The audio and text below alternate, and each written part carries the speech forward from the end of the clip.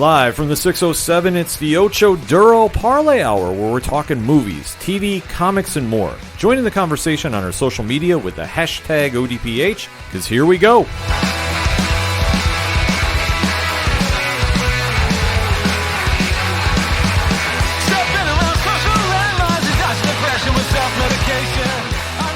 Welcome back for another edition of the ODPH podcast, better known as the Ocho Duro Parlay Hour. What is going on, everybody? Thank you so much for joining us this week. My name is Ken M. Joining me in studio, as always, you know him. He's the co-host. His name is Padawan J. Hello, hello, hello. Folks, we have a lot to discuss in the land of movies, TV, comics, and more, so definitely remember to join in the conversation on social media. You can find all our accounts, Facebook, Twitter, Instagram, Podchaser, Apple Podcasts, and so much more at OchoDuroParlayHour.com. And when you're joining in the conversation, remember to use that hashtag ODPH. Let us kick off this episode recapping this past week's Mandalorian. Episode 3 of Season 2, or Chapter 11, The Heiress, had a lot of mystery behind it. We were waiting to see one character get revealed. We were surprised with another. Yep. So we are going to be talking spoilers.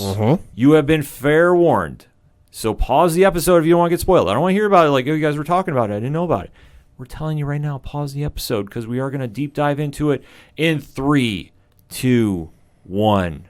Pad, what did you think? Greatest episode they've done yet. Holy shit, this was incredible. They definitely brought it with this episode. Was marking out, much like I did with episode 1 of the season when I saw the Man, the Myth, the Legend, Boba Fett appear. This one definitely ramped up the hype because we talked about last week. Last week was a good episode.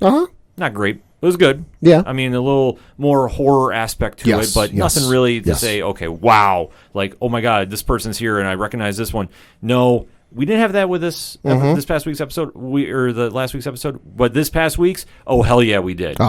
Because now we have the Mandalorian and Frog Lady, as she will be defined, finally arriving at Trask. So she's now reunited with her husband. Baby Yoda is not eating eggs. The internet is calming down. And then things get a little crazy. Yeah, so they limp more or less to the planet because, as we remember from last episode, the ship was a little damaged. He crashes into the I love that part about the opening where he's like, all right, this is going to be bumpy. Strap yourselves in, and then he's trying to bring it in as best he can, and he's got the tower controller or whatever going, hey, you need to slow down. You need to slow down. You need to slow down. So he gets pulled out of there. But yeah, he reunites the frog later with her husband. He then, the husband is thanking him profusely, and he goes, oh, hey, whatever. He then asks him, he says, hey, I'm looking for more of Mandalorians, more of my kind. Can you point me in the right direction? And he sends him to this cantina. And the, waiter or whoever comes up and goes to take his food order, and he says, oh, nothing for me but bone broth for the child. And he goes, well, you need to order something. You can't just sit here. He goes, how about some information? I need to find more Mandalorians. Can you help me out? He goes, yeah, that guy can help you out. The guy comes up to him and basically he goes, yeah, listen, I know where some more are, but it's across this lake or ocean or whatever it is. And we got to make a fishing trip and head in that direction anyway. So, you'll come with us. So he gets on the boat and he goes off with them, and that's where things turn south very quickly. Yeah, because as we find out, everybody in the galaxy is still looking for him, and they recognize his armor. Yeah. So once they recognize the armor, all bets are off. Well, I think they want the armor too. They recognize the armor for what it is and what it's made out of, Beskar.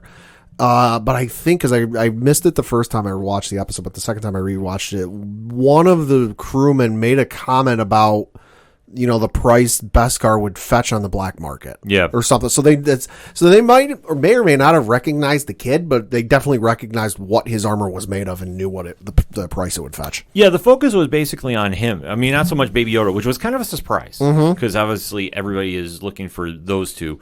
But the armor was what really stood out, and it definitely caught some eyes before they took off on the boat. One of which was a person that we have known as WWE fans, as Sasha Banks, who finally made her debut. Didn't know what character she was playing. But we did find out very quickly once the trap was set for the Mandalorian. He was, quote-unquote, eaten alive by the fish, which that just had flashbacks to Return of the Jedi to me. Did not like that. Not like it one bit. But he winds up getting saved by not one, not two, but 3 Mandalorians, and one of which, after this great fight scene happens. Oh, yeah. You have to give credit to their stunt crew about this because it was a great fight scene. we find out that the leader of this crew is one Bo-Katan Kryze. Yep. Played by one and only Katie Sackhoff. Voiced by Katie Sackhoff in the Star Wars Rebels television series. The best thing about Battlestar Galactica, period. That's all I'm going to say about the show because I'm not a fan of it. But she is awesome. So and she really got people hyped because I forget what day it was. It was like Wednesday. No, it was like Thursday, I think it was. It was some point middle early last week where she tweeted out, "Is it Friday yet?" And instantly fans went, "Oh, is she going to be on the episode this week?" Because Disney and Lucasfilm have been keeping these episodes very heavily under wraps to the point where episode descriptions and titles aren't posted online until the Monday after they air. Yeah. Which is just bonkers. I mean, like I'm sitting here looking at, the Wikipedia page for Mandalorian, and the remaining episodes of the season are all TBA. All that we know for certain is who's writing them, and the only two directors listed are the next two, which is next week is Carl Weathers, and the week after that's Dave Filoni. Yeah, it's kind of a weird setup how they have it. But they're very secretive. But as they should be, because we don't need everything spoiled on the internet. No. I know that we live in this day and age where we have to know now everything. Oh, we'd like to. We like to, but still, we don't need everything spoiled for us. So the fact they've been really careful about what they've been doing and how they're setting everything up is absolutely perfect. But once we get the reveal that Bo is now leading her team of quote unquote Mandalorian. Yeah, no, it's Mandalorians. They're wearing the armor from the character first appeared in I gotta correct myself. The character first appeared in Star Wars Clone Wars in season 4 or 5. I forget which one it was, with the group Death Watch, which it was this group of people that were exiled to one of the moons of Mandalore, the home planet of the Mandalorians. They were a little radical in their thinking, weren't exactly, at the time Mandalore was a peaceful people. They were, what's the phrase? Pacifists. Okay. They were pacifistic, and the Death Watch wanted to bring back the old ways. They were like, oh, listen, we want to bring back the Warriors and this and that. She was a member of that group, and we didn't see the face just because if I remember right, they couldn't get the render done in time. So we didn't get to see the Bo-Katan's face until I want to say was Star Wars Rebels. But she was voiced by Katie Sackhoff, and so the armor they're wearing is from the Death Watch Mandalorian set. Now obviously if you remember Clone Wars, the group split. There was kind of like a civil war. One side went with Darth Maul, the other side was like, no, we're sticking with this. So she's still rocking the armor, but and maybe using that to her own ends, but definitely going her own way about things. Yeah, it was definitely a cool moment to see, and obviously seeing her appear as Bo-Katan was great. I mean, obviously, like I say, I'm a huge Katie Sackhoff fan. And then we know Sasha Banks was playing Koska Reeves, and X Wolves was an old friend from Agents of S.H.I.E.L.D. Yeah. Simon Cassanides. So it was very cool seeing that threesome get together. Yeah. And then we finally get a little more information about what they're doing because they're trying to get more help in taking down an Imperial fighter or a freighter, should I say. And in exchange, they're going to help the Mandalorian get more information on the Jedi because that's where he's trying to basically get Baby Yoda back to. Right. So this is kind of this little you help me, I help you. Scratch my back, I scratch yours. Yeah, which, you know what, we didn't need really much more of a detailed story because we just figured out, okay, the Mandalorian is very skeptical of this group because when the helmet comes off, he freaks out. Oh, yeah, and I was very intrigued with this because I know a lot of people, Star Wars fans online, were kind of pointing this out to like, and there were even memes made about it on some of the Reddit, Star Wars meme Reddits, where it was like, oh, we Mandalorians don't take their helmets off, and then it was like every other Mandalorian in the cartoons that took their helmets off. Yeah. So I was like, oh, are we about to address this? Are we about to fix this supposed plot hole? Yeah. All right. And you know what? Perfect way to do it. Yeah, no, they did. They explained it that, he's a child of the Watch, and they're kind of this like extremist religious view on things, like very old school, want to go back to the old school ways, whereas things nowadays are a little more relaxed. Yes. So obviously they are still in their beliefs and they're focusing on reconquering Mandalore. They just want to get back to some semblance of having a home. Yeah, it's a very simple plot, which, you know what? I loved because I do know a little bit about it, but I'm not as detailed as you are. So for me to kind of sit back and watch, I'm going, okay, you know what? I get this. And I like it. So I was on board with it. So obviously when they're making their plans to run to the ship, An old friend is kind of instructing the captain of said ship to basically, if you lose the ship, you know what to do. And an old friend makes Gideon. Moff Gideon, Moff Gideon, rather. Yeah, basically says, oh, is it the same crew as before? Yeah. How far are they? They're in the cargo hold. He goes, yeah, no, ship's lost. You know what to do.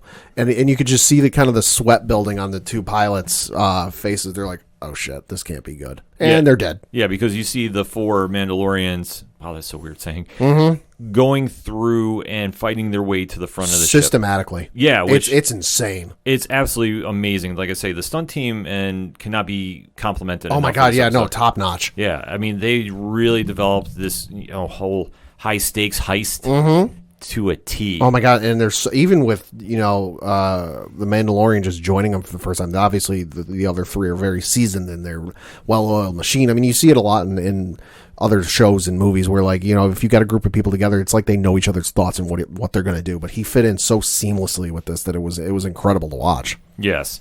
So once they start getting in there and taking over the ship, and obviously Gideon is giving his orders, if you lost the ship, you take it down. Yep.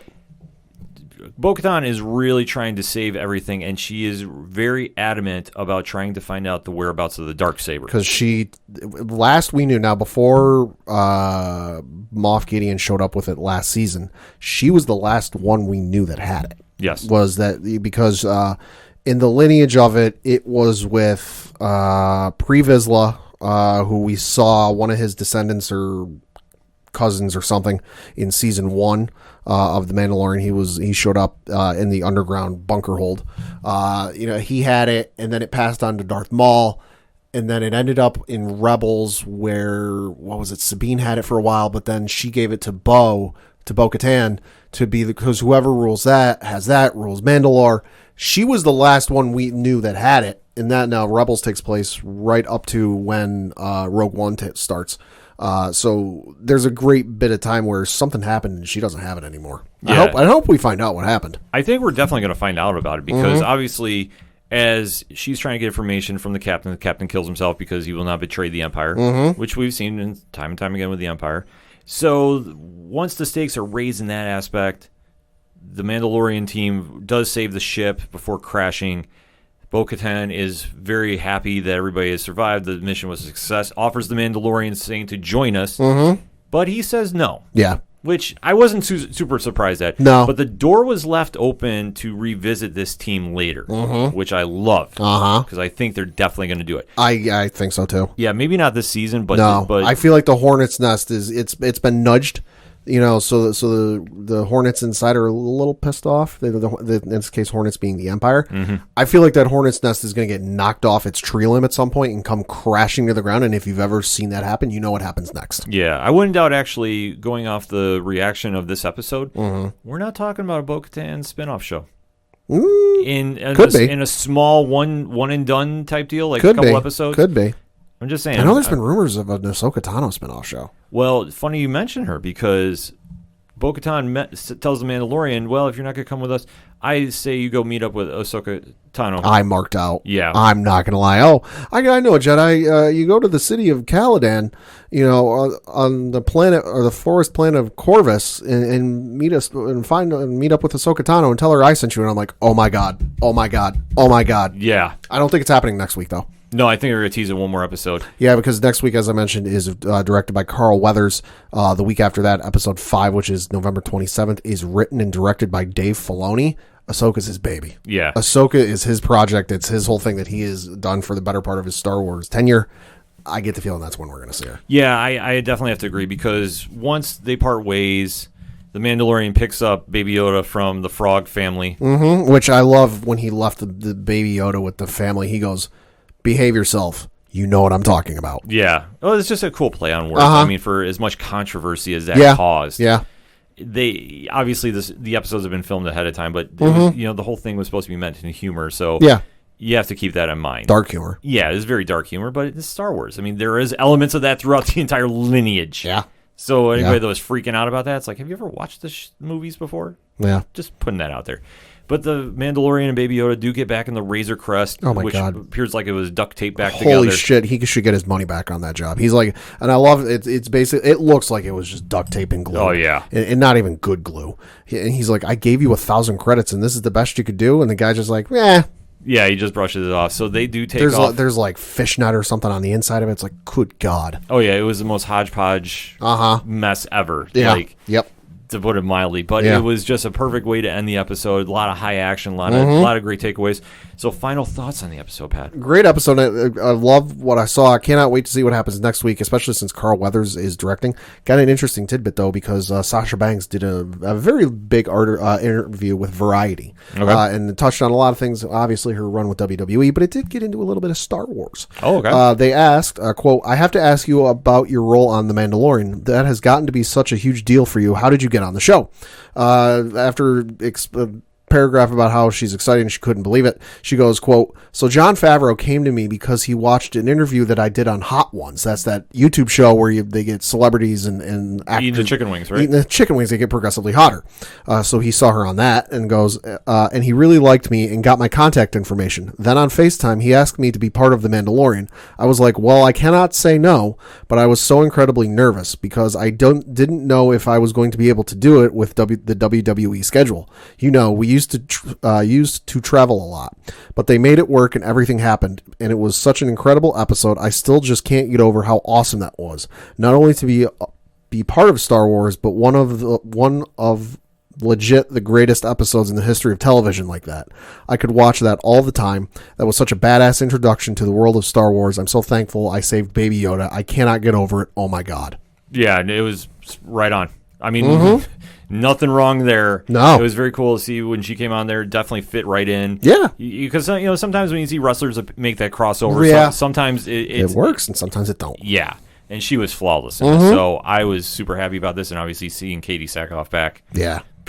Read about it. Super, super excited about this episode. Can't wait to see where they go next week. Yeah. Though my gut instinct is we might have a little filler. And I think we might get Carl Weathers' character back and then Gina Carano's back as well, because, I mean, we're going to be 4 episodes in now, and we still haven't seen or heard of them. Right. So, hey, I mean, anything is possible, and even a filler episode is not a bad episode. No. I don't want to write it off like that. But coming off such a high win for this one, it's going to be anybody's guess what we see next week.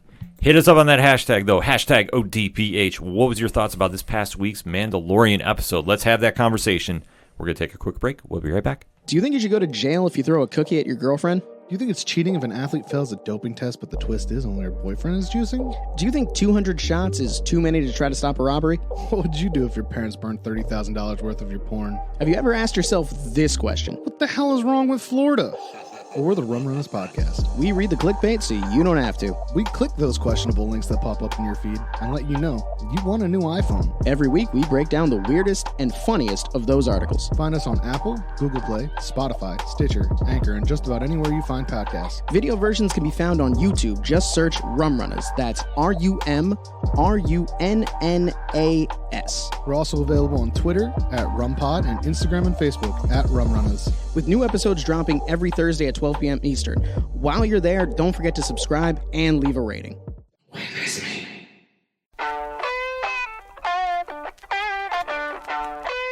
Hey, this is Brian Wolf from Fair City Fire.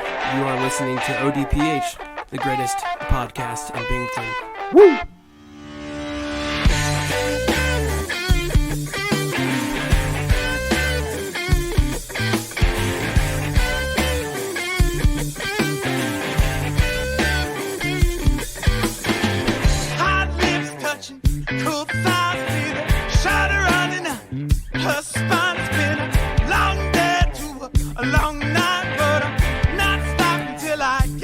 Coming back for segment number 2 on this edition of the ODPH podcast, and time to talk Fear the Walking Dead. Uh-oh. Oh, you know I love this series.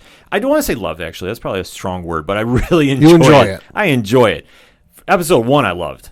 This one, as the season's been going on, so hit and miss. I will say it's kind of descended a little bit, kind of picked up here and there, but we are now getting into the episode before the season finale, because it is mid-season next week, but they did have another installment of the anthology style where they focus on one character and really deep dive into her.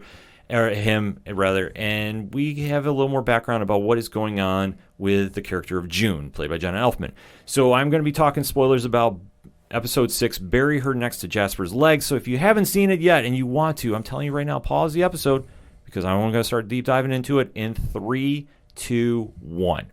So the episode opens up with June trying to save some people that basically are not in the best of shape. That obviously she having the nurse background, she's with Sarah, who's kind of her bodyguard during this, as they're now running a mobile clinic to help some people. And during this opening, she's trying to save a man whose appendix exploded. So how do you think this is going in the land of the zombie apocalypse? Not well. No, definitely not well at all. And she has to use makeshift anesthesia, i.e. give him alcohol so he doesn't feel anything. And she's trying to makeshift operate on him. Now, normally I'd be like a little more critical about this, but you have to take in perspective. It's a zombie apocalypse. They don't exactly have the internet working. So you can't exactly go WebMD and find out how to do this. And you should not do this either if you're not a professional. I'm just going to tell you right now. Obviously, this goes as bad as it can be. She winds up losing him. As she's cutting him open, he dies on the operating table and immediately goes into zombie mode. So there is that little battle to save herself. Sarah winds up saving the day. Obviously lose the patient, and that's kind of how this really tips off that June is trying to make a difference in the zombie apocalypse. She's reunited with her ex-husband, John, who has had a very, very rough episode, if we recap about his episode, The Key, where he's basically trying to escape the clutches of Virginia, but it's not exactly working. It's the murder mystery that happened, and he's very overwhelmed with the guilt of Janice dying. So, during this whole mess, he's trying to tell June, we need to leave. We have to get out of here. This is not the place to be. During this whole back and forth, they have this very heartfelt moment of reconciliation and seeing what's really happening. They get interrupted by Luciana, who's telling them about there's a disaster at Tanktown. Now, I had to kind of do a little digging into this, and when Virginia came to this group of survivors, one of them was saying how that they could harness oil, so they'd have some resources to move around and travel during the zombie apocalypse, which is a very big move because you obviously need to do something here. So when this explosion is happening, John and June are sent there. Virginia meets up with them after Virginia has an opening where she finds yet again somebody spray painting "The end is the beginning." So we have this opening where she's trying to find out this mystery, and she's actually genuinely worried about this because it seems like it's popping up more and more and more, and she doesn't know what's going on. And then deep dive into, okay, I don't know what this is happening. I'm having a mutiny on my hands. I have to take care of this best I can. And while she's trying to strong-arm information out of somebody from her camp, the person actually kills themselves after she steals a gun because she doesn't want to talk about this group. So that's kind of like how they get into this whole bury Jasper's legs. So you're seeing this episode, there's an underlying theme of Virginia is trying to get answers and is definitely not working in her favor. So it's something that Colby Minfie has been doing a very good job with this about just really portraying how she's supposed to be stoic, like the governor, so to speak. Like, that's the easiest comparison I can make, but not in the same like craziness sense. But she's feeling this overwhelming, like, I must protect my people at all costs, and she's really kind of losing her grasp on it. So once the pioneers are seeing this, and they're seeing that all these, the end is the beginning is starting to come to town, she's starting to see the threat is showing up. More people in the town are kind of figuring about this too. So once she starts deep diving into what is going on, they're basically doing a massive investigation and trying to figure out, okay, at Tanktown, somebody else is found to be connected with this group. And while Virginia is really trying to torture him, and like I say, strong arm is a very understatement for what she's doing, because Wes is one of the people that is injured about this, who's one of the past characters on the show. Virginia is almost killing him, but June stops him. So during this whole ordeal, there's more explosions going on because with the disaster going around in Tanktown, if there's fire at a gas plant there, Pat, what do you think is going on? Huge Michael Bay-like explosions.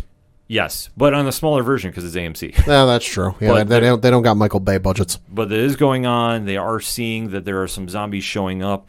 In fact, at one point, Virginia and June are trapped. Oh. And there is a zombie there that does try attacking June that has razor blades taped to their finger. Yeah. So it was kind of like a fake out that June got cut. Right.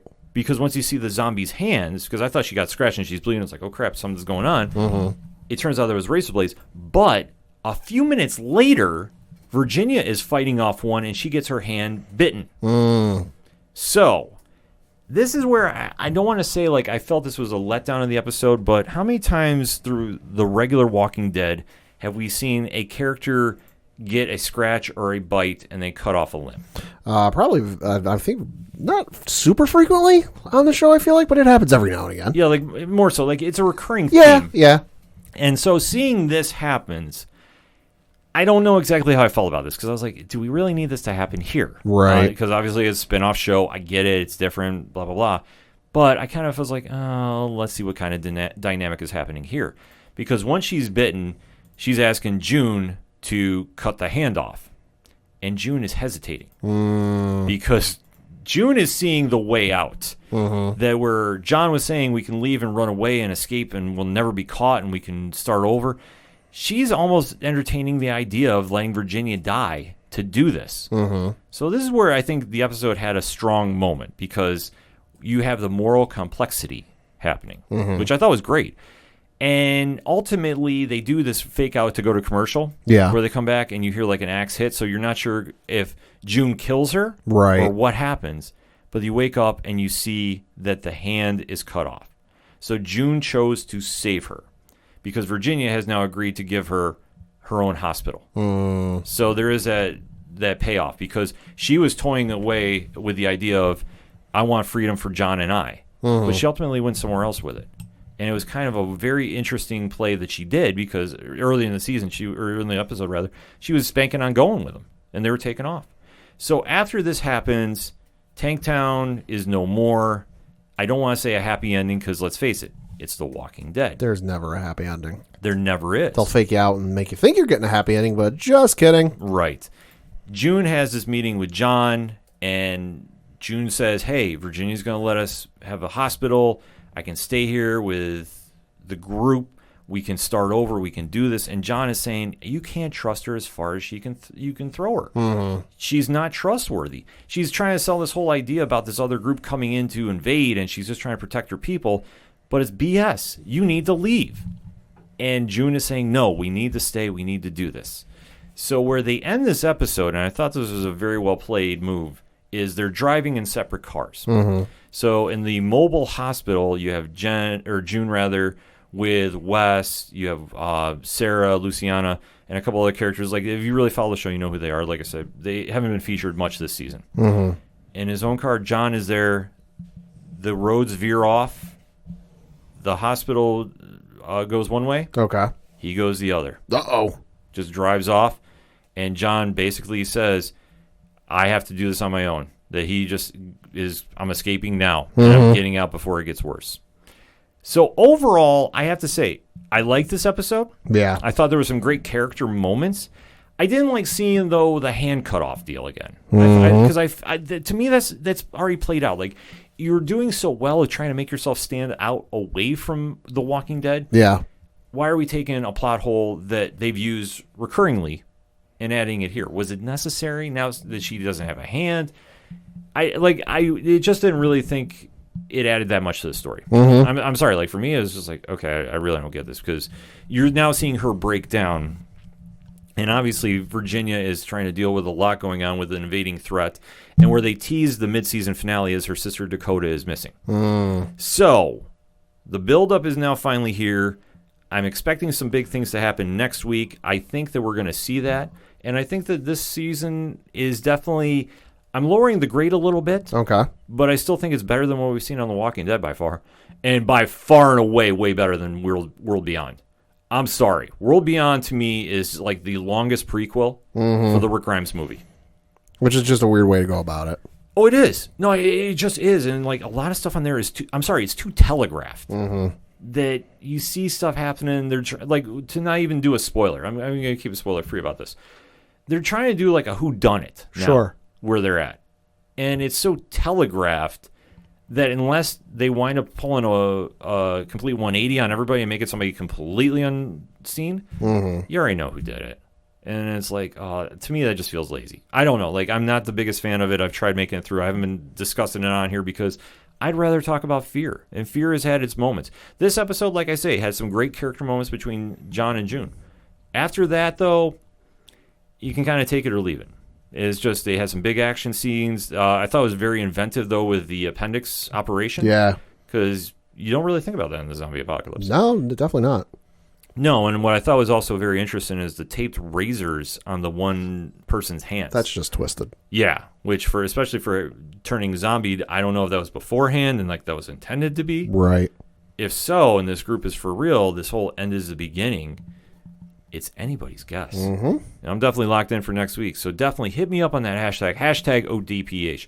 Have you been watching Fear the Walking Dead? And if so, what did you think about this past week's episode? Bury her next to Jasper's leg. What is your vibe going into this mid-season finale? Let's have that conversation, shall we?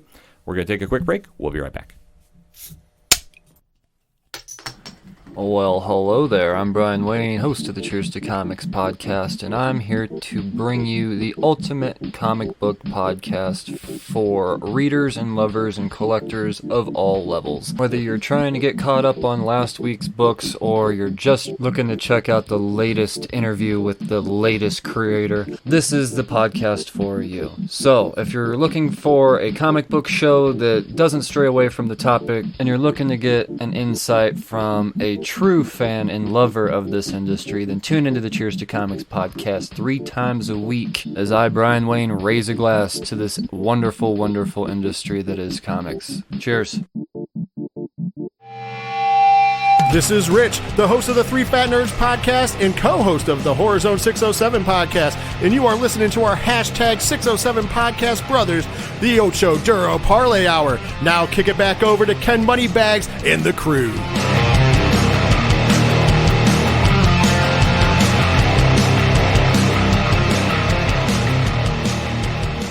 Coming back for another segment on this edition of the ODPH podcast. And Pad, it is an end of an era this Thursday night. On the CW, the quote-unquote last ride is happening. Yep. For Sam and Dean Winchester. Supernatural is taking its, I'm going to put an asterisk by it, final bow, ending their 15-season run. One of the longest on TV. 327 episodes. Ooh, first episode, September 13th of 2005. I remember them promoting the hell out of the show because while I've never seen like a full season or like the entire show, I've seen a couple episodes because, you know, it's replayed a lot during the day on TNT. And usually when I'm at the gym, there's at least a couple TVs on TNT. And reruns are on almost constantly when I'm at the gym during the day. It, for me, was an introduction into the whole vibe of the CW. Sure. Now, when I was challenged to watch this by a few coworkers, actually, I had never really paid much attention to it, and it just came out on Netflix, and everybody's like, yo, you really got to watch. You can catch up by the season starts. And I was like, okay, I'll start barreling through it.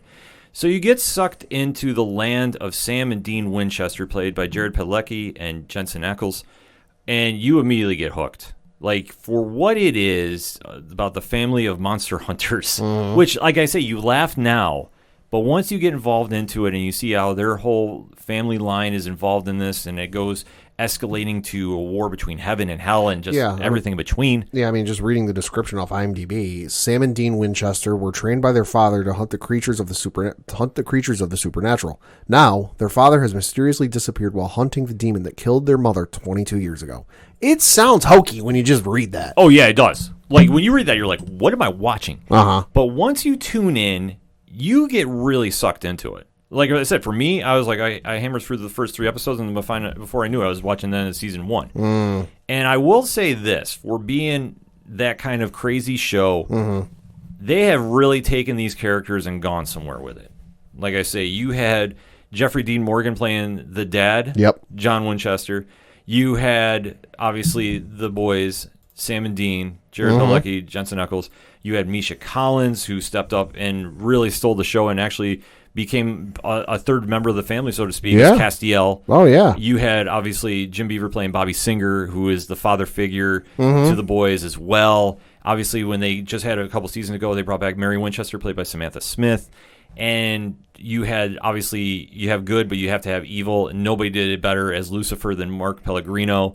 And Crowley, probably my favorite character in the entire show, played by Mark Shepard. You hear these characters and you're talking about Lucifer, Castiel, angels, devils, like what the heck is going on? They really set a bar to say, if you have creative writing and creative acting, you can accomplish a lot. And it really speaks to just how creative and kind of the broad range they were given to go with the show. Because for as long as it's gone on, you would have figured that something like this would have sputtered and just kind of like fizzled out, maybe season 8, season 9. Something like that. But the fact we're sitting here at season 15, I've not heard one fan say that there's a dip off or there's a drop off or, they really should have ended it, multiple seasons ago. They'll love the hell out of it. You do. You get really locked in because the one thing I think they really did well is for as much as a season goes, and it's about 22 episodes each, they really stretch the plot out where the story continues. They can dip off and do these little solo episodes, which some are great. Some really go completely in a wild direction, i.e. the Scooby-Doo episode, because that is a real thing. I remember hearing about that. That did happen. I mean, the monster at the end of the book, which they kind of did a little play on a book series that was based off two brothers hunting demons and the fan base that follows them. So it's kind of like a little, tip of the cat to the fans. Sure. And they have some great episodes like that. They also have some really bad ones. I think the worst one, and this is not a recommendation by any means, is Bugs and Wendigo. If you watch those episodes, you'll have some feelings about it, trust me. But like I say, to have that kind of volume where you have main plot line, you can dip out a little bit here and there, but still continue the story. And their season finales were always epics. They really made it feel like the big fight feel, we always talk about. You had those with this show. And they never really took their foot off the gas. Like, I think, as you touched on, the fans really never felt there was a drop-off. And I do agree with that. I think if they ever wanted to end it, they should have ended it at season 5. Okay. Which I'm not meaning in a bad sense, but season 5's finale was arguably their best episode ever. Okay. So it's titled Swan Song. Okay. That was the best episode I think they've had because it really felt like the season finale. And if I'm not mistaken, Eric Kripke, who's been the longtime producer of the show, had even said that they weren't sure they're getting renewed. So they wrapped things up like it was supposed to be, if I'm not mistaken. And that one just really sold it home. And it had one of the best endings, too, which I don't want to spoil if you haven't seen it. Because I'm going to say, I highly recommend you have time to binge watch. This will be enough for you to binge watch. And I know it's going to be a quick flip over to get back on Netflix, too, with it. So you can catch up on this season if you've missed it. That episode is just perfect. And the fact they kept going, and I wasn't really sure they were going to be able to pull it off, they do. In my opinion, in the 15 years they've had the show pad, one bad season. Season 9, okay. The Leviathans. Leviathans are straight hot garbage. I'm sorry. That is the worst one. You can talk to any Supernatural fan. They will tell you the same. It is bad. There's no other way to describe it. It's just that in the entire season. I don't want to say season 9, but it is awful. I did some digging according to the Wikipedia page for the episode you mentioned, Swan Song. It says, and under the production tab, it says, quote, showrunner and series creator Eric Kripke originally intended this episode to be the series finale, as he envisioned the series as a 5-season show. In August 2009, however, he stated that he was, quote, looking at this season as the last chapter in this particular story, but that doesn't mean there can't be a new story. Buffy did it. The X-Files did it. You close a chapter on a big mythology story, and then you begin a new one. Close quote. Since lead actors Jared Padalecki and Jensen Ackles were contracted for another season, and also due to the show's good ratings, the CW renewed the series for a 6th season on February 16th, 2010.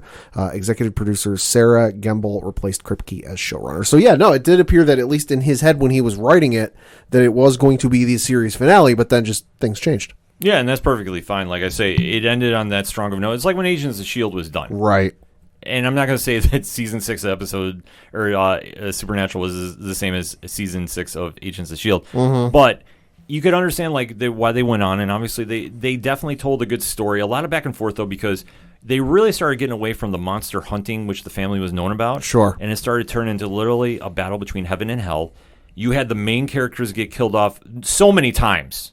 I haven't seen most of the show. Even I know that's a running joke that they're going to get killed. Yeah, Sam and Dean were killed off. I don't know how many times, and that's not even a spoiler because you know what, you see them pop back all the time. So the fact that you see promos for the series finale and they're both still there. Yeah, and it's just a wild thing that they do. But you got to remember the context of the show too, and especially for the CW, which inherited this when it was the WB, if I'm not mistaken. It was originally on the WB because I forgot. I'd have to look it up. I don't remember when it switched over to CW.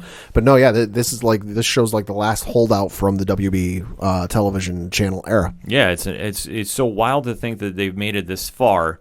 They haven't had a real drop off. I mean, they've had some great filler episodes, like we touched upon. The Scooby-Doo one always stands out to me. Yeah, I mean, obviously they did one where they did an homage to old 1980s TV shows and Grey's Anatomy when they had the character Archangel Gabriel, who they wrote in like Mr. Mxyzptlk. Yeah. When they did him, and obviously you had like an alternate reality where the brothers were in Grey's Anatomy type deal, and then there was like the deal with Kid because their car, the Chevy Impala, is like another member of the show. Right. In fact, they did one episode where it was shot from the car's perspective, which is a very cool take on it. Like you wouldn't think that it would work, but it did. It wasn't anything that you were like, oh, I don't know how I feel about this. Yeah, dug it up. The CW made its debut on September 18th of 2006.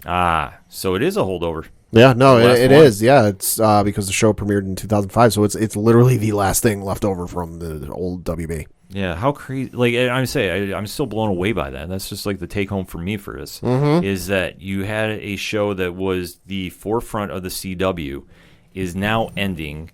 The stories have gone. Well, I mean, it kind of took the mantle because you remember Smallville for the longest time was like the biggest thing. Well, it was the flagship, yeah. It was their flagship, and I remember, like I said, watching Smallville because I was into Superman.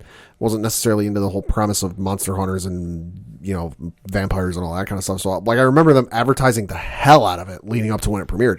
And if I remember correctly, the premiere episode was right after Smallville. Yes. Because Smallville at the time was their highest rated show. So that, get the big audience going into it. But no, yeah, once Smallville ended its run in 2009, 2010, or 2011, somewhere in there, Supernatural became the new flagship. Yeah, and it definitely carried the banner as far as it could. And especially for being on a network for this long. Mm-hmm. It's unheard of in this day and age. Especially being something that is scripted. It's kind of like an old school TV show. It's not variety, so it's not like a Mary Tyler Moore show or something that, you get something different every week. And it's not a reality show that they can just pump out seasons like it's candy. Mm-hmm. I mean, the only thing comparable nowadays you could say was what, Law and Order? Law and Order, yeah. Law and Order's up there. I'm sure MASH obviously ran for a long time. But in terms of like modern television, what we know today, it's kind of Law and Order's the benchmark. Yeah, and it's obviously wild to think that this show has made it that long, but it's a testament to the fan base, who is one of the most passionate fan bases out there. Yeah, oh yeah. The Supernatural fan base is the real deal. It is something I've seen at cons. I've been to a couple panels for them, and they are very loud and very vocal, which is what you want to see as a fan. Mm-hmm. And you definitely go there and you can interact, and there's so many stories about it. Everybody has their different favorite moments, their different characters that they love. I mean, some people love Lucifer, some people love Castiel. Sure. Like I said, for me, I'm a big Crowley guy. I think he was amazing on the show, and just you have to watch to really just truly appreciate when they go through the stories. And they introduce more characters over the time of years. And obviously, they've had like a plethora of people too. I mean, Felicity Day has been on there playing the character of Charlie, and she was a very quick fan favorite as well. And just to see where she's gone and how her storyline ended up, I mean, they have just done so much with the characters they've had come through, and you get so connected to them that when they actually do get killed off and they do stay away, it really does have that moment where you're like, oh wow. Because even though they can bring people back easily, and like I say, between the two brothers, they've died like 100 times each. They have had characters that have stayed dead. I mean, obviously, the biggest one for me that did was Bobby Singer, who was, like I said, their father figure after John Winchester left the show. Mm-hmm. And when he got killed off, that was like, whoa, like because he'd always been such a fixture on there, right? As well, and obviously to see where they're going now is anybody's guess for the season finale, because they're going to tie up loose ends. It's going to be a 2-hour finale on the CW. So the first hour is going to be a retrospect from all the cast and character cool. Actors and actresses. And I think it's a very cool thing to do because they definitely are that connected with their fan base. Yeah. And I will say that to have 2 stars stay on a show this long is almost unheard of as well. Like, we got to touch upon that. Yeah, no, it's. I mean, I'd have to do some looking, but I can't think of anything I've ever seen that A, gone this long, but then B, they were on for that long, outside of, like you said, a Law and Order type of thing. Yeah, 327 episodes each. Yeah. Between Eccles and Padalecki. Mm-hmm. And they made a commitment, too. They wanted to get episode 300, and then they were going to kind of see what happened there. Sure. And they stuck to their guns, too, about it. In fact, episode 300 is when Jeffrey Dean Morgan came back to pay him a visit. Right. So, I mean, that was a very cool episode. And you've had a lot of faces come and go from the show, too. Mm-hmm. But they've always been more than willing to return and make an appearance, whether it's a ghost form or however it plays out in the story. But there's always just something about the Supernatural family that it draws you back in. Yeah, I did some looking. Like you mentioned, Jared Padalecki and Jensen Ackles, both on 327 episodes, respectively. You flip over to Law and Order. The only folks that even come close to that are Sam Waterston, who was on 368 episodes of Law and Order from 1994 to 2010. And then Ipatha Merkerson, who was on 391 episodes of Law & Order, that from 1991 to 2010. And then over on the flip side for Law & Order SVU, because that's been going for quite a while, too. That's been going since 1999. Yeah. You've got Mariska Hargitay, who's been 481 episodes. She's been on practically every friggin' episode, it appears like, or darn near. Ice-T has been on 459 of them, and then you've got Dan Florek, who's been on 331. Yeah, it's just absolutely crazy to see that 2 actors, especially the leads, have stayed on this long. I mean, in comparison, like I say, Law and Order is the only show that can really touch it. Yeah, and especially in this day and age where, let's face it, people, the actors and actresses feel they've run the end of the characters. They want to move on to other things. They want to move on to other ventures. They've turned down some ventures that would have been really good or really fun for them or maybe huge for their careers, but they stuck with the show. So to have 2 actors, stick in their lead role for this long and just do it for the fans it's really unheard of. Yeah, especially with the material that they do, because let's face it, we've touched upon it. You read it at first and you're like, how does this work? Let alone for 15 years. Yeah. But they made it work, and to tell the simple story of a family of monster hunters and 2 brothers that carry on the legacy and how they get intertwined in so much more, and the show goes in so many different directions. Yeah, is a true testament of why the show is important, and that's why we really are making a point to talk about this week. Because going into the series finale, I have no idea what to guess. Mm-hmm.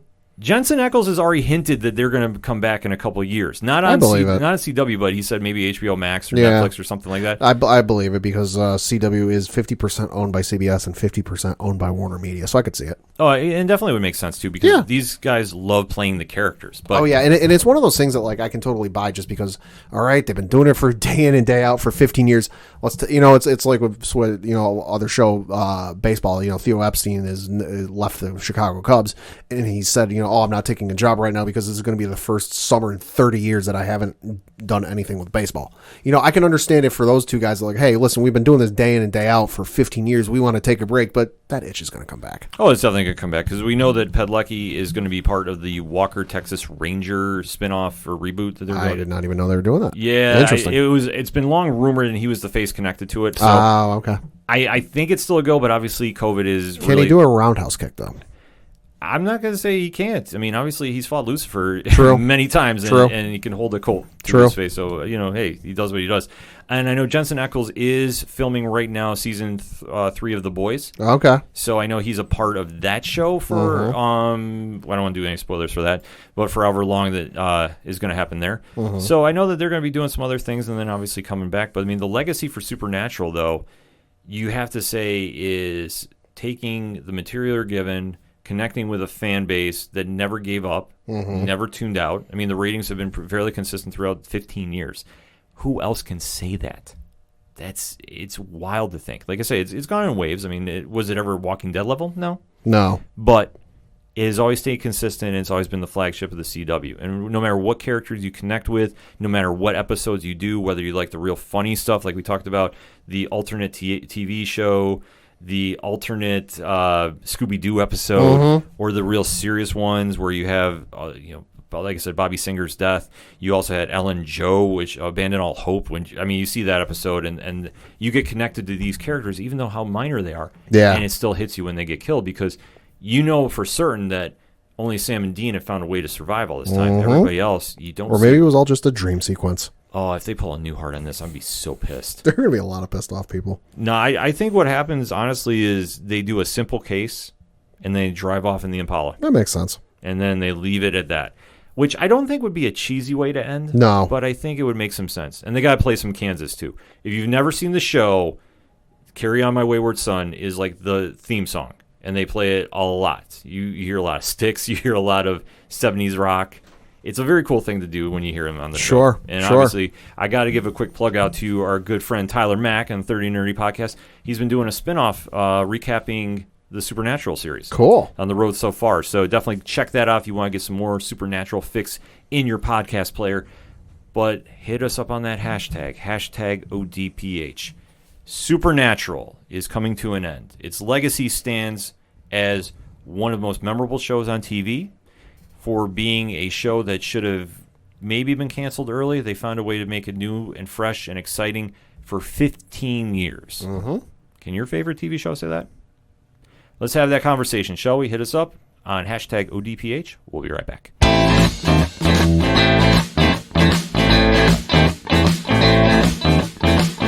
Hey, this is Tom from Tom Joe Lou, and you're listening to the ODPH podcast.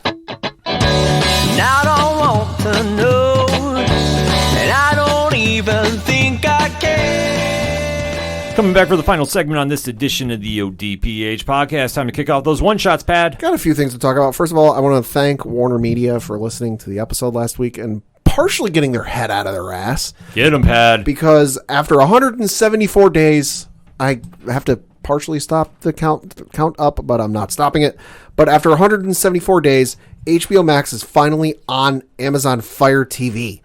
So this is courtesy of an article from BusinessInsider.com, which reads, quote, Warner Media announced that the HBO Max service will finally be available on Amazon Fire TV starting, this is yesterday on the 17th, nearly 6 months after its launch in May. The streaming service has been embroiled in months-long negotiations with major CTV providers like Amazon Fire TV due to content disagreements, and it's still noticeably absent from Roku. Roku and Amazon Fire TV are the two most popular CTV devices with 100.2 million and 72.7 million users this year, respectively, per our latest forecasts. We estimate that Roku will capture 48.6% of U.S. CTV users in 2020, while Amazon Fire TV will garner a 35.3% share. Thus, reaching deals with these providers could make or break situations for streaming services.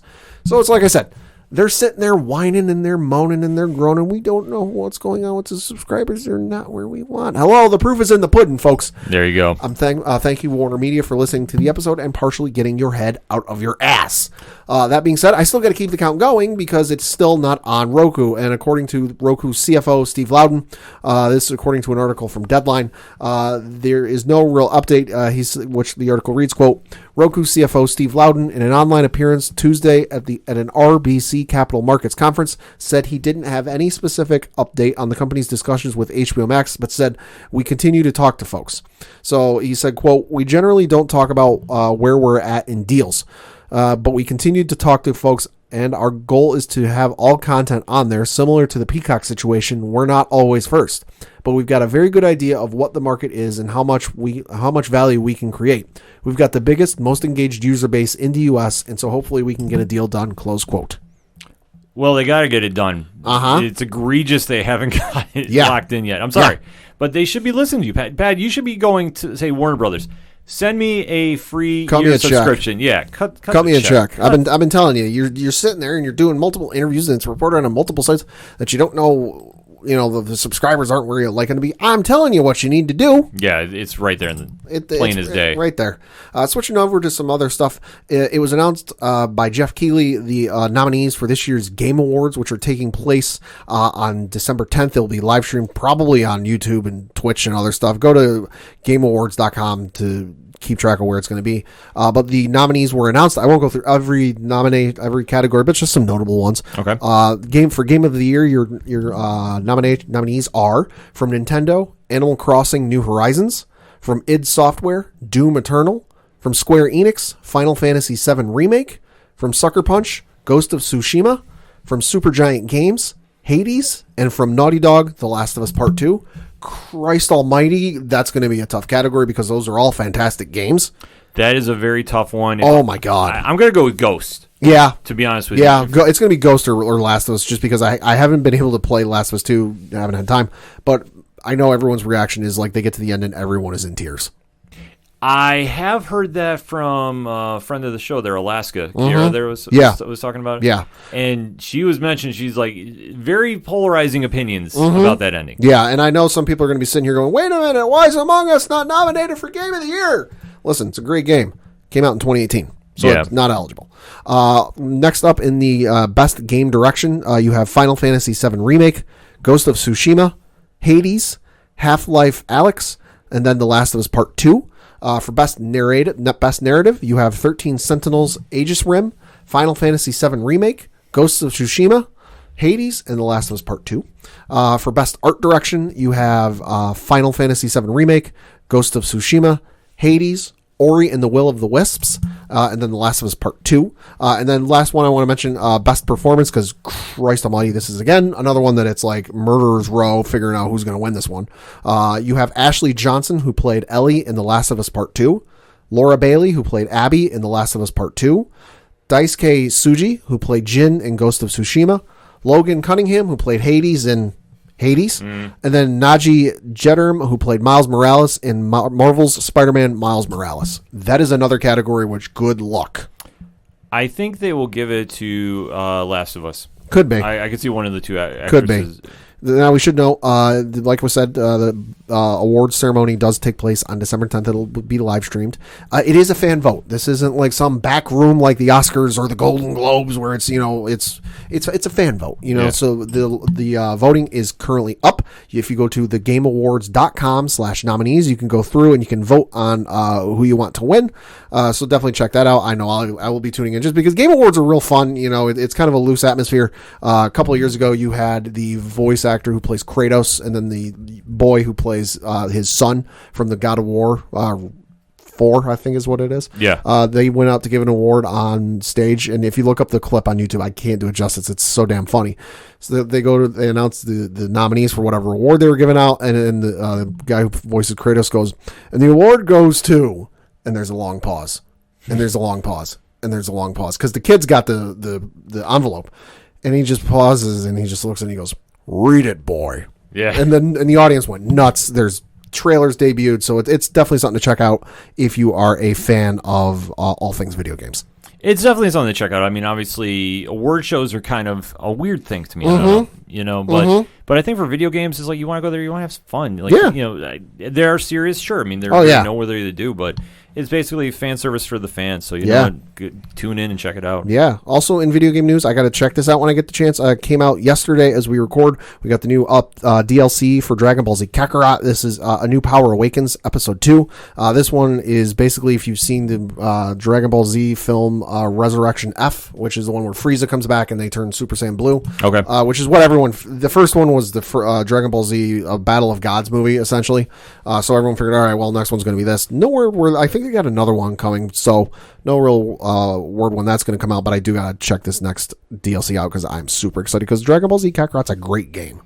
Dragon Ball Z is your thing, man. I've seen you play it many times. Yes. I'm not as well versed in it, but it definitely looks dope. So sure. Also sticking with the video games, there's an Oxford University that if you play video games and you got somebody in your life telling you, you play too many video games, cite this study is the reason why you should keep playing video games. According to a university study from Oxford, this study suggests playing video games is good for your mental health. I believe it. So this is, according to The Guardian, academics from the UK university used gameplay data from Animal Crossing's New Horizons and Plants vs. Zombies, Battle for Neighborville in the study using psychological questionnaires to find that more playtime led to a greater sense of well-being in players. This is one of the first instances of researchers using real playtime data rather than asking subjects to report their own hours. Quote, this is about bringing games into the fold of psychology research that's not a dumpster fire. Lead researcher Andrew Prisblicki explained. The study showed that you're a much happier human being if you play 4 hours a day of Animal Crossing, but the team doesn't want to give games a, quote, carte blanche pass as a result. I'm very confident that if research goes on, we will learn about things that we think of as toxic in games, and we will have evidence for those things as well, close quote. So if you're sitting there and you got your mom or dad or wife or whoever in your life is going, get off the Switch, you're playing too much Animal Crossing, so be like, hey, listen, I'm helping my mental health here.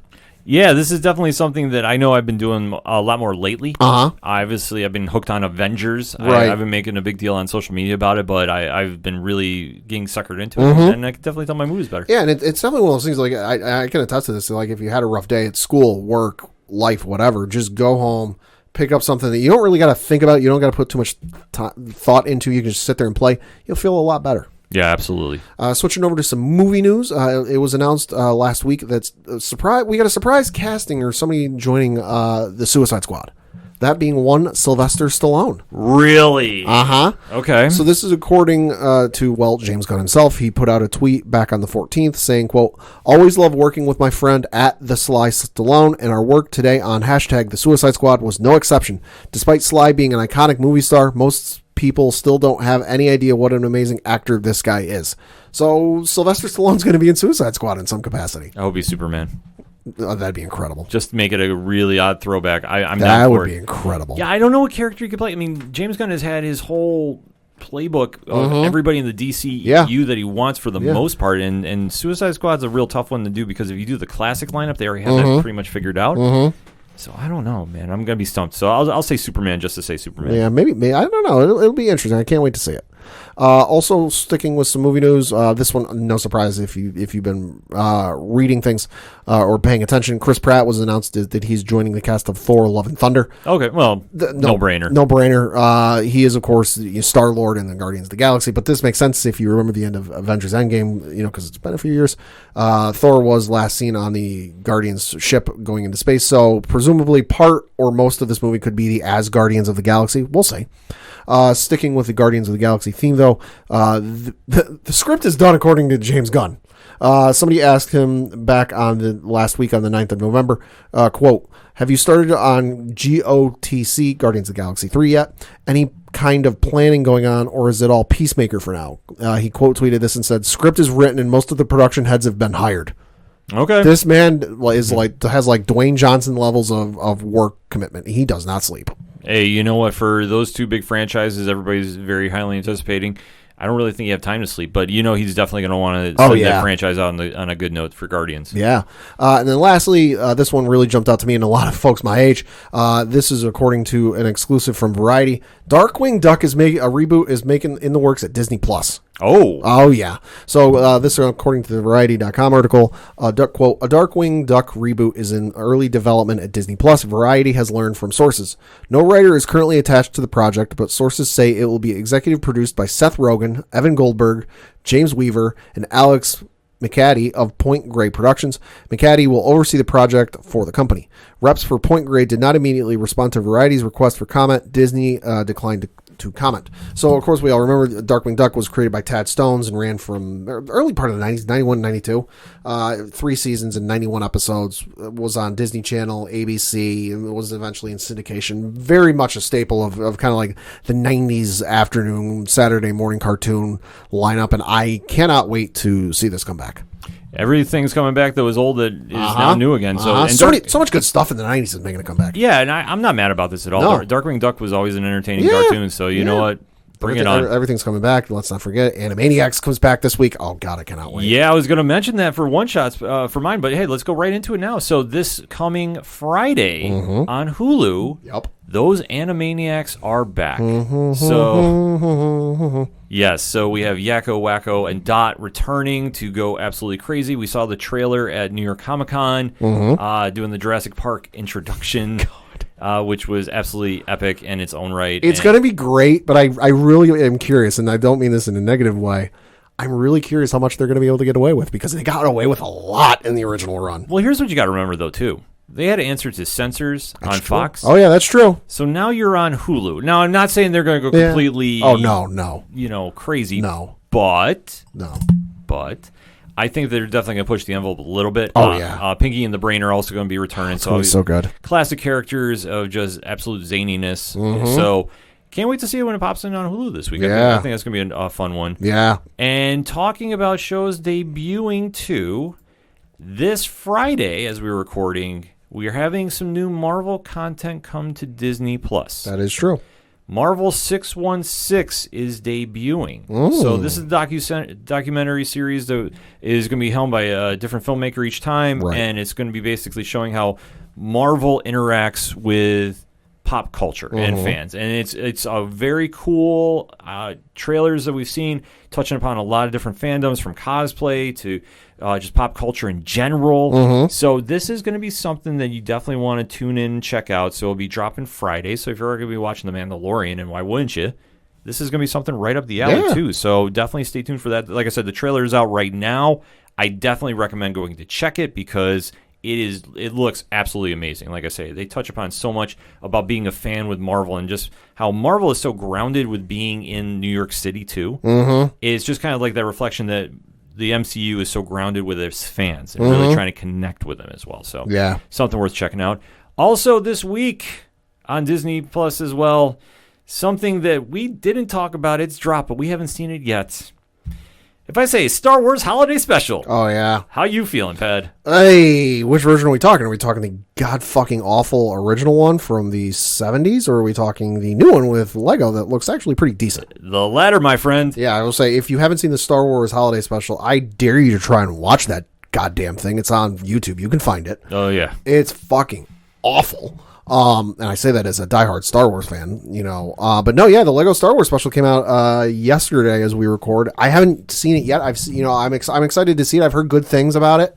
The only thing that jumps out to me is I looked on IMDb and I saw Billy D. Williams is back as Lando Calrissian. Anthony Daniels is back as C-3PO, and he said side note, he said he'll retire that character when he's 6 feet under. So we're getting a lot more Anthony Daniels as long as they'll have the character. Hell yeah. Oscar Isaacs is back as Poe Dameron. Kelly Marie Tran is back as Rose Tico, but most notably, Daisy Ridley is not reprising the role of Rey, and I know they try in these instances to get an actor or actress that sounds as close to the person as they can. Yo, this ain't it close. It's a British female actress, but it's painfully obvious it's not her. Or maybe it's just me as a Star Wars fan. I can tell it's not her. It's tough to say. Like I said, I haven't got a chance to hear it yet. I saw that it came out, and I mean, obviously my reaction with Star Wars Holiday Special is why? Why? The premise from the trailer I've seen is that they go to celebrate Life Day. Life Day is still involved. The clip I saw on Facebook the other day is Chewie's family is still involved. They're on their way. Rey goes off and finds something, but then ends up, like, the item she finds, she ends up time traveling through the previous Star Wars films, and Star Wars stuck as I know from the one trailer that dropped, the Mandalorian and the Child are going to make an appearance. So it looks interesting, and it looks really cool. Yeah, it's something with Lego too. It's going to be a real fun show. It's not going to be taking itself obviously serious, and I think they know with how egregious the original Holiday Special was. It aired once, and I don't mean it just aired 1 year. It aired literally one time and then never again. Yeah, enough said about that. So obviously the bar is set very low. So this can only get better for us. You're not wrong. Yeah, so that is obviously, like I say, it's out right now on Disney Plus. So you want to do some binge watching, that is going to be something for you. If you're one of those nut jobs who's already in the Christmas spirit, you can go watch that. Oh yeah, it'll be right up your alley. Talking some more TV, it was announced that the CW has a new Wonder Girl show in pre-production from Greg Berlanti's studios. Really? Yes. Now, this one is not going to be featuring Donna Troy. Okay. This one is going to be featuring the Wonder Woman that was announced for DC Future State, Yara Flor. Okay. So it's going, reading the article via IGN, the CW series is notable for both starring the first Latina superhero and also being based on a character who hasn't officially debuted in DC Comics yet. So, This is going to be something, I don't know how this is going to play out. I don't know if this is going to tie into anything that is with the quote-unquote Arrowverse. If it's going to You'd have to figure, because they just united all the universes. Why the hell would they start another show with a separate universe? I want to say yes, but here's the thing that because just to jump in quick, wasn't there a mention in a previous season of Arrow or Flash of Themyscira? There was. No, so there is that in. No, it was in Legends of Tomorrow. That's what it was. But this is where I'm saying is the maybe, because this is based off Future State. Oh. So this is uncharted water. Oh. So I understand what they're trying to do with Future State, and if you're not too familiar, I know we haven't deep dived into it on the show just yet, is DC is doing this flash forward coming in early 2021 of all their books. Mm-hmm. So you're going to have new Batman, new Superman, and obviously the stories will explain themselves. Mm-hmm. So we are having a new Wonder Woman that is coming out. So the only thing that we really know from, like I said, the description I'm reading now via IGN, Yara Flor is the new Wonder Woman in the upcoming Future State. She is an Amazonian warrior and Brazilian river god who takes up the mantle of Wonder Girl. Diana Prince is still around in the future as an immortal Wonder Woman in a separate series. So that all being said, interesting choice. Yeah, especially I can understand if it was something they already did and they're basing it off of stories that have already happened, but for something that isn't even out yet, very interesting. I think so too. I think it's great. I'm very intrigued by it. Yeah. Obviously, we don't know what to expect from Future State. Right. I know there's a lot of fan talk depending on who you want to speak to about it. Some people are very excited about it. Some people are very I don't want to hear anything about it. I know that obviously this ties into the whole 5G notion that came out a few years ago, that the books were going to be restarting again, a la New 52. So this whole project is going to be something brand new, but I like seeing brand new things. I like seeing more diversity in my superheroes too. So I'm super excited to see when this show comes out. Like I say, I don't really know what to expect. I want to read the comics first to get a kind of an understanding. But I'm on board for this. And for the CW, obviously we're into a new era post-Arrow. And who knows how long The Flash is going to be going for as well. We do know that Supergirl is on the last run it's going to be on. And then for the other shows, it's kind of a state of flux too, because we don't know. The only thing we know for certain is Superman and Lois is still coming. Right. Batwoman is coming with a new character that just got introduced in Batgirl. So there's a lot of change going on with the CW universe, but I am okay with that because I don't mind change like that. However, flipping the coin, the change that I will kind of have a little issue with is something that just happened in Fantastic Four 26 that kind of broke. Okay. Now, if you know anything about the first family of Marvel Comics, they have one of the most powerful children in all the universe. One Franklin Richards. This is true. At one point, rumored to maybe be Galactus down the road. It's a weird story. It happened way back when. They haven't really touched upon it. I'm going to leave it alone. But he's always been known as an Omega-level mutant. So in this said issue that came out, it turns out that he is actually not a mutant, and his powers have basically been camouflaging himself to be a mutant. Right. So when he deals with Professor Xavier, who is trying to bring him to Kuroka, he can't get through because, well, he's not a mutant. Whoa. And this is now exposed. So the fact that his powers have basically been able to camouflage his genetic history with everybody and retconning everything you've kind of teased with for the whole Fantastic Four X-Men miniseries that just came out, very puzzled. Not really thinking this is something we needed. Obviously, there's been some changes to characters and backgrounds through numerous points in Marvel history. This is nothing new. I mean, when it was taken out of Magneto's children were actually not Scarlet Witch and Quicksilver. Yep. And I don't think that that's been fixed yet, but I don't think so. But you know that's coming. It's going to be a matter of time. And when they did multiple changes too, where they've changed the background completely to try making something fit. I mean, like Spider-Man Omit too. Yep. I mean, they've taken some chances where it works and it doesn't. I don't think it works here because Franklin Richards has always been tied into being a mutant for the dawn of time, since he's developed powers. And to take him out of this, I know that they can go back and retcon it, and I know that they probably are going to, but just kind of reading this at first glance, I'm like, why? Yeah, this kind of just feels like, I don't know, like clickbait to me. That's just kind of how it reads. I'm just like, I don't get it. But we'll kind of have to wait and see the story because I think that they have something in the works that maybe will be revealed. Oh, he's a mutant after all, and then this was all for nothing. But just kind of hear that story, I was like, this is not really doing anything for me. I'm just going to put that out there. So kind of have to wait and see what they do in the future with it, but it's something worth checking out. And speaking of checking out at your comic shops, a lot of X-Men books coming out this week. Obviously, X of Swords is still happening, still going strong. You got X-Force 14 coming out, New Hellions, so they are tying in a lot more with that. But the book that caught my eye for most from Marvel is Symbiote Spider-Man King in Black. So obviously they're tying into the big Venom crossover. Sure. So on this cover, you have Kang the Conqueror. Oh, boy. You have the Black Knight from Avengers/Eternals fame. Uh-oh. Rocket Raccoon. Uh-oh. And Utah the Watcher. I am intrigued by this because that is just a random mix of characters. It's a very, very wide cast of characters. Yeah, so that one might have to go take a peek at. And on the DC side of things, new Batman out, which, I mean, what can you say about Tynion's run? Mm-hmm. He's absolutely been killing it. Cover looks great. Ghostmaker versus Clown Hunter, sign me up for. And then, obviously, Death Metal. Yeah. What do you need to say? Death Metal number 5 comes out. There's no caption I need to say. It's Death Metal. Go buy it. If you need more recommendations for your comics, hit up Cheers to Comics podcast, Wednesday Pull List. There's so many good comic podcasts out there. You can definitely go check out before you hit the stores, but definitely go hit the stores and support them. Support local always. That being said, the music you heard on this edition of the ODPH podcast is that of Shout at the Robots Pad. They have a Patreon. Oh. They have cool swag. Okay. Everybody should sign up for it. How do you sign up for that, you ask? You go over to the music section at ochoduroparlayhour.com, and you can find all their links, as well as links for such great musicians as Tom Jolu, Floodland, Second Suitor, Brian Wolf, who's still doing his Patreon as well. Patreon's like the cool thing to do right now. Oh, okay. I don't know. Patreon, ODPH, to be determined.